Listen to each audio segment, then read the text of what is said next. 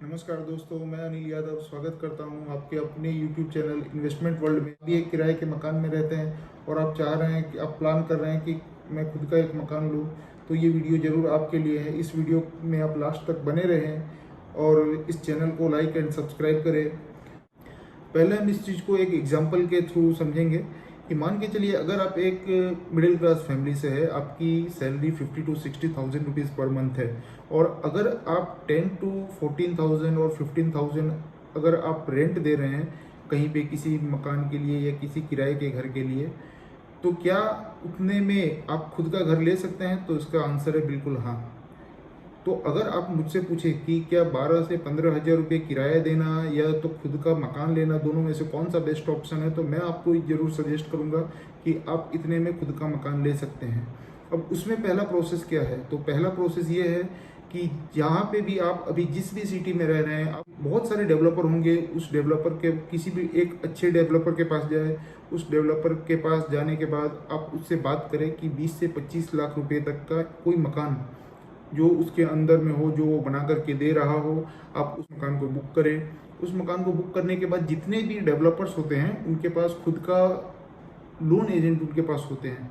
तो वो जितने भी लोन एजेंट होते हैं वो फ्री ऑफ कॉस्ट, क्योंकि वो कमीशन डेवलपर से ऑलरेडी ले चुके होते हैं, तो आपको फ्री ऑफ कॉस्ट आपको लोन करा कर देंगे। और अगर आपका सिविल स्कोर अगर अच्छा है बैंक का, तो आपको 70 to 80%, मोस्ट ऑफ 80% लोन आजकल मिल जाता है। या तो आप कोई भी गवर्नमेंट बैंक से दिलाए या तो वो प्राइवेट बैंक से दिलाए, और 8 to 9% इंटरेस्ट रेट रहता है होम लोन पे।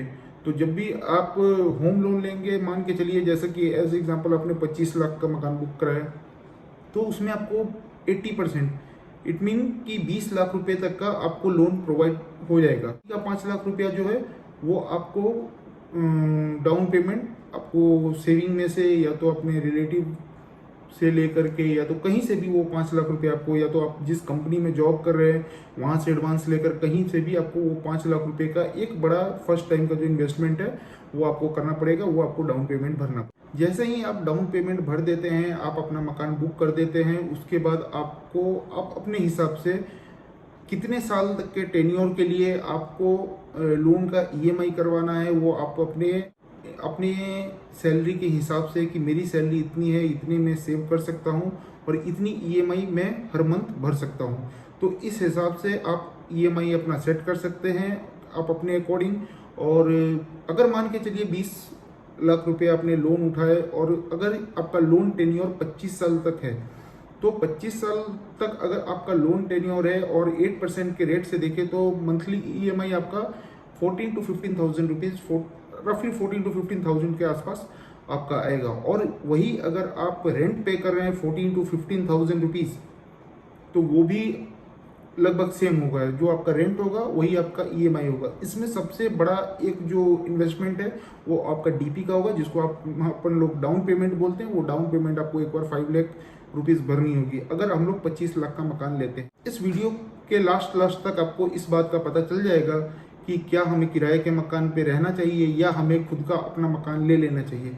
क्योंकि ये अभी बहुत सारे लोगों ने जो कि इस बात को कैलकुलेशन नहीं किया है, हम आपको आज पूरा क्लियर करके इस वीडियो लास्ट तक आपको पता चल जाएगा कि जितना किराया हम पे करते हैं बस उतने ही किराए में हम अपना खुद का मकान भी ले सकते हैं।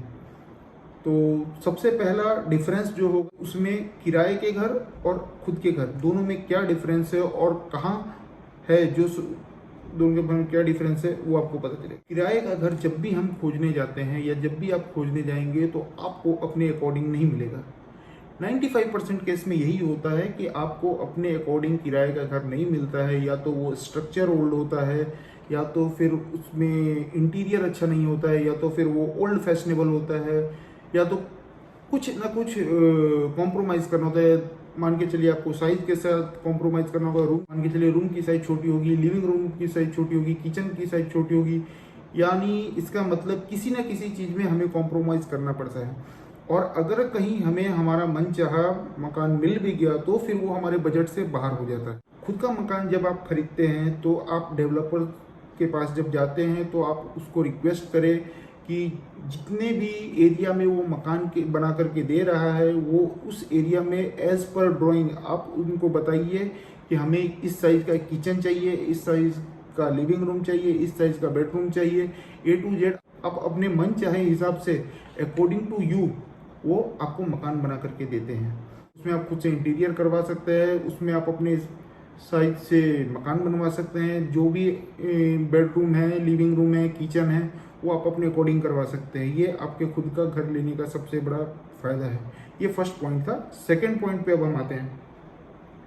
सेकंड पॉइंट है किराए का घर जब भी हम लेते हैं तो 2 साल, 3 साल, 4 साल, मान के चलिए एज एग्जाम्पल अगर आप 15,000 रुपये अभी दे रहे हैं किराए के घर के लिए, क्या गारंटी है कि वो 2 साल, 4 साल या 5 साल के बाद उसका किराया 15,000 ही हो? 5 साल के बाद जैसे ही महंगाई बढ़ेगी वो 15,000 का 20,000 मकान मालिक अगर सीधा बोलेगा कि अब तो भाई 15,000 में काम नहीं चलेगा, 20,000 चाहिए या 25,000 चाहिए, आपको रहना है तो रहो और नहीं रहना है तो घर खाली कर दो। ये एक सबसे बड़ा नुकसान है किराए के घर का कि जैसे जैसे महंगाई बढ़ेगी वैसे वैसे आपका किराया भी बढ़ेगा। बट अगर आपका खुद का घर है और आपने मकान अगर लोन पे लिया है तो जो इंस्टॉलमेंट या तो जो ईएमआई एक बार फिक्स हो जाती है वो ईएमआई आपको लास्ट तक, इट मीन्स जब तक आपका लोन का टेन्योर है तब तक आपको वही ईएमआई देनी होती है, चाहे कितना भी महंगाई बढ़ जाए, कुछ भी हो जाए, आपको जो फिक्स किया गया है वही ईएमआई आपको शुरू से लेके लास्ट तक सेम टू सेम ईएमआई देना है, चाहे वो कितना भी महंगाई बढ़ जाए या तो कुछ भी हो जाए। उसके बाद अगर मान के चलिए अगर आप किराए के घर में रह रहे हैं, कल होकर के 2 साल, 4 साल, 5 साल, 10 साल के बाद अगर आपकी फैमिली मेंबर में पर्सन बढ़ रहे हैं, फैमिली मेंबर बढ़ रहे हैं, इंक्रीज हो गए, अभी आप 2 आदमी थे, 3 आदमी हो गए, 4 आदमी हो गए, 5 आदमी हो गए, फिर सब इंसान को जितने भी है सबको मकान चाहिए। फिर मान के चलिए अगर आपने अभी 2 BHK रखा है, हो सकता है कल होकर आपको 4 BHK लेना पड़ जाए। तो टाइम के हिसाब से जो मकान हम 15,000 रुपये में रेंट पे रह रहे हैं वही मकान 5 साल, 7 साल के बाद 20,000 का हो जाएगा। और फैमिली इंक्रीमेंट के बाद 2 BHK अगर हमने 15,000 में लिया था जो कि 20,000 का हो जाएगा, तो 2 BHK में हमारी फैमिली आएगी भी नहीं, आपकी फैमिली आएगी भी नहीं, फिर आपको 4 BHK, 3 BHK वो लेना पड़ेगा, उसका रेंट और भी ज़्यादा होगा। बट यदि आपका खुद का मकान है, आप खुद का मकान ले रहे हैं तो इन फ्यूचर अगर आपके पास सेविंग पड़ी है या तो आपका प्रमोशन हुआ या तो आपकी सैलरी बढ़ी तो आप कुछ पैसे सेविंग करके और जिस मकान पे आप रह रहे हैं जस्ट उसके ऊपर फर्स्ट फ्लोर पे एज सेम डिज़ाइन जो आपने नीचे बनवाया है वैसा ही मकान एक ऊपर सस्ते दामों में, क्योंकि वहाँ पे जब हम फर्स्ट फ्लोर बनाते हैं तो वहाँ पर हमें लैंड का कोई खर्चा नहीं पड़ता है, ना लैंड का खर्चा पड़ेगा, ना फुटिंग का खर्चा पड़ेगा, ना बीम का खर्चा पड़ेगा, ना सॉइल फिलिंग का खर्चा पड़ेगा, ना पीसीसी का खर्चा पड़ेगा, कोई खर्चा नहीं पड़ेगा। इट मीन्स वो चीज़ें जो कि आपको पूरे मकान बनाने में लग रहा है, जैसे कि 25 लाख का मकान है तो मान के चलिए वो मकान आप 10 से 12 लाख रुपए में कंप्लीट कर सकते हैं। और दूसरी बात, अगर आपकी फैमिली मेंबर इंक्रीज नहीं होती है, मान के चलिए आप जितने लोग हैं उतने ही हैं, तो आप ऊपर का फर्स्ट फ्लोर बना करके आप उसे as a rental asset use कर सकते हैं, आप उसे किराए पर लगा सकते हैं, वो आपकी एक और इनकम की सोर्स हो सकती है। मान के चलिए अभी आप 25 साल के हैं और आप किराए के घर में रहना स्टार्ट किए और 50 साल तक रहे। 50 साल के बाद क्या गारंटी है कि जो आप 15,000 रुपया भी भर रहे हैं फिर बाद में आने वाले टाइम में 20,000 भरेंगे, फिर 25,000 भरेंगे।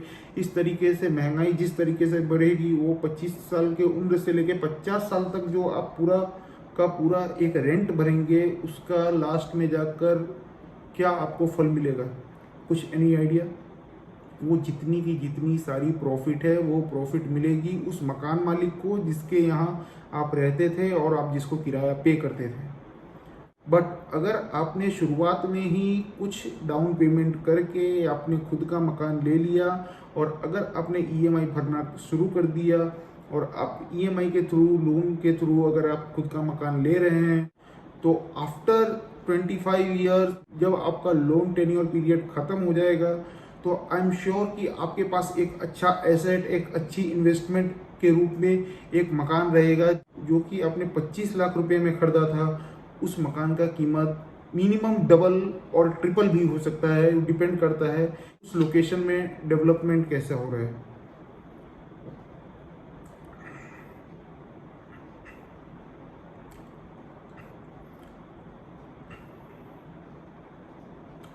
और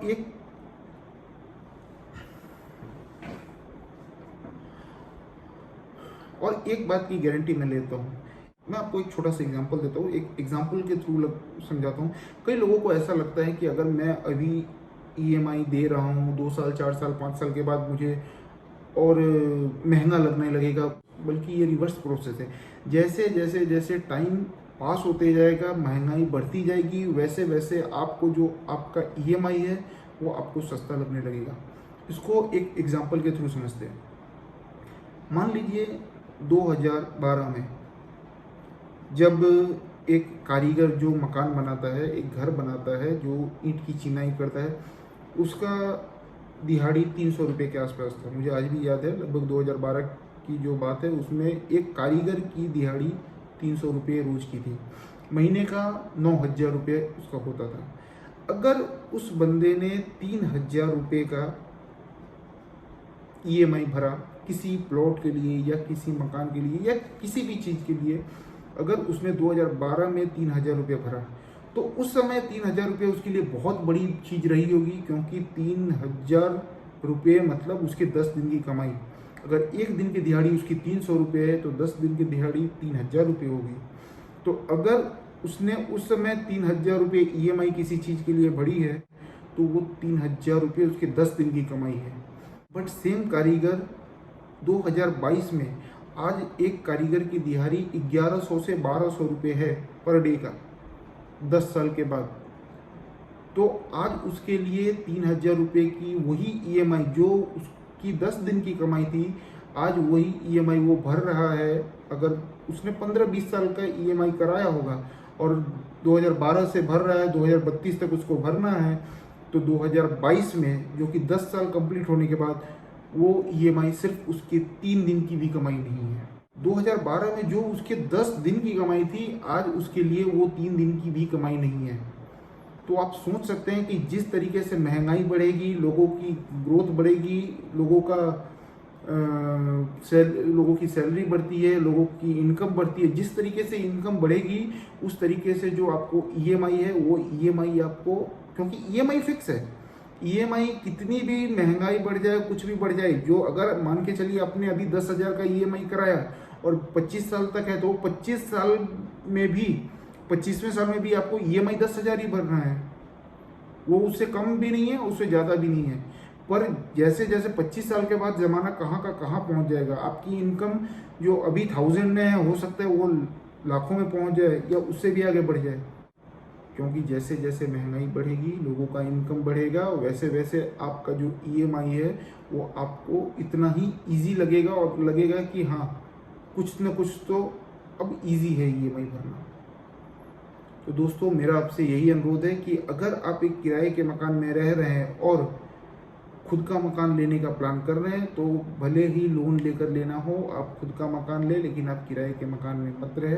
क्योंकि किराए के मकान में रहने के बाद 15 साल 20 साल 25 साल एक लंबा अरसा चला जाएगा, उसके बाद भी आपके हाथ कुछ नहीं आएगा। और खुद के मकान के अंदर में अगर आपने 20 साल 25 साल ईएमआई भरी, तो वो मकान आपका हो सकता है। तो ऐसे ही इन्वेस्टमेंट वर्ल्ड के चैनल को बहुत सारा ढेर सारा प्यार देते रहिए और हमारे वीडियो को ज़रूर लाइक करिए और हमारे चैनल को सब्सक्राइब करिए, ताकि ऐसे जो भी इन्वेस्टमेंट रिलेटेड वीडियो हम अपने यूट्यूब चैनल पर डालें तो उसका नोटिफिकेशन पहुँचे सबसे पहले आप तक और आप हमसे जुड़े रहें। धन्यवाद, नमस्कार, जय हिंद।